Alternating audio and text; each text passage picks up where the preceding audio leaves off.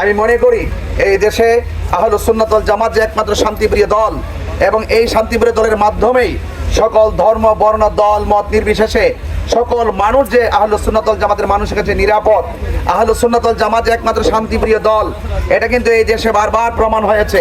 আমি মনে করি যদি এই দেশের আপামর জনতা যদি আহলুস সুন্নাত ওয়াল জামাতের একজন প্রার্থী হিসাবে আপনারা যদি আমাকে নির্বাচিত করেন, তাহলে আমি কথা দিয়ে যাচ্ছি, আমি আশ্বাসে বেশি বেশি বড় বড় আশ্বাস দিতে এমন পছন্দ করি না। আমি আপনাদের মাঝে বিশ্বাসী হয়ে থাকতে চাই।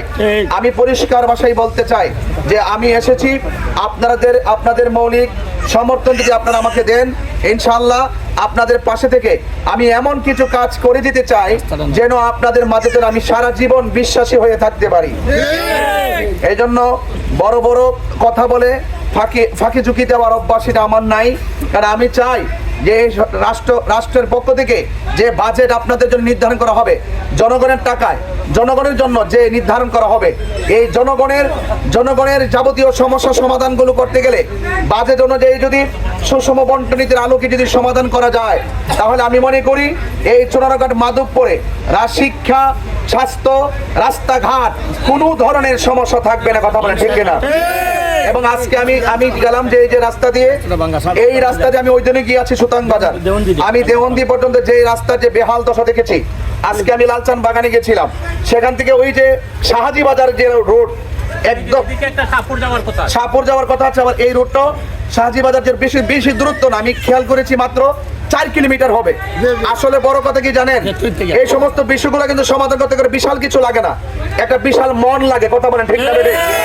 এই জন্য আমি আপনাদের সমস্যাগুলো আংশিক সমাধানের আশ্বাস দিচ্ছি না। আমি চেষ্টা করব চা শ্রমিক থেকে শুরু করে মেহনতি মানুষ থেকে শুরু করে ধর্ম বর্ণ দল মত নির্বিশেষে যে সমস্যাগুলো আছে, সেই সমস্যাগুলো যেন আমরা চিরস্থায়ীভাবে সমাধান করতে পারি, সেই জন্য আপনাদের মৌলিক সমর্থনটা এই মোমবাতি প্রতীকে আপনারা দিবেন। আর আল্লাহ পাক যেন আমাকে সে বিজয় দান করেন, এবং ধর্ম বর্ণ দল মত নির্বিশেষে সকলেই যেন মানুষ হিসাবে যেন মানুষের মৌলিক অধিকার নিয়ে যেন তারা বাস করতে পারে। এবং আপনাদের যে কোনো সমস্যা আমার কাছে অন্তত পক্ষে বুক ফুলিয়ে এবং হাত মিলিয়ে এক জায়গায় বসে রেস্টুরেন্টে বসে চায়ের দোকানে বসে আমার কাছে বলতে পারবেন। আমি এই মনোমানসিকতা নিয়ে আপনাদের কাছে এসেছি। সবচেয়ে বড় পরিচয় হলো আমরা মানুষ হিসেবে মানুষের জন্য কাজ করা, এটা ইমানি দায়িত্ব। এই জন্য আপনাদের কাছে দোয়া চেয়ে গেলাম, আপনাদের কাছে দোয়া চেয়ে মোমবাতি প্রতীকে ভোট চেয়ে আমি আজকে এই সংক্ষিপ্ত পথসভায় যতটুকু কথা বলেছি, আপনারা আমি সবার সঙ্গে দেখা করার কথা দরকার ছিল, আমার প্রোগ্রাম থাকার কারণে আজকে আমি এভাবেই বিদায় নিচ্ছি। আপনারা সবাই ভালো থাকুন, আল্লাহ পাক যেন আপনাদের ব্যবসার মধ্যে বরকত দান করে। সবাই মিলেমিশে থাকবেন।